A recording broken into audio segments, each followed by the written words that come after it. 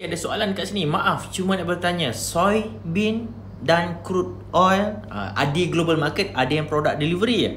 Soybean oil dan crude oil lah. Ada product delivery ke? Jawapannya yes, ada. First of all, boleh tengok di website CME Group. Tekan saja website ni, anda boleh search berkenaan dengan crude oil ataupun soybean oil. Dia soybean ni ada juga soybean, kacang sahaja. Ada juga soybean oil Okay, so sekarang ni I believe should be soalan dia lah soybean oil lah. Okay, so pergi je dekat website CME Group ni, kita tengok dia punya details.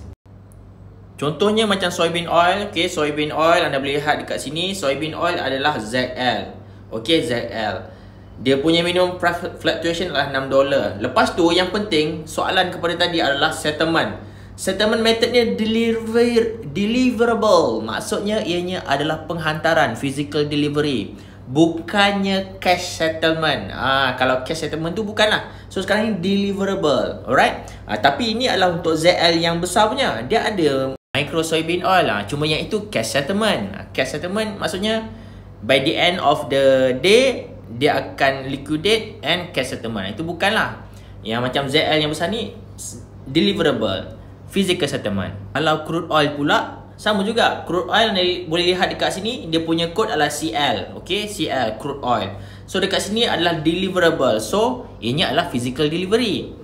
Dekat crude oil, tick dia, minimum tick fluctuation dia adalah plus minus 0.01 lah, bersamaan dengan $10.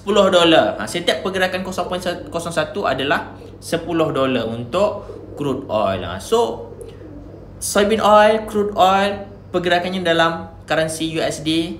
So ianya adalah produk yang deliverable. Anda boleh lihat yang major punya kod lah ZL ataupun CL. Dan lagi satu saya nak bagi tahu, tak semua produk physical delivery adalah syariah.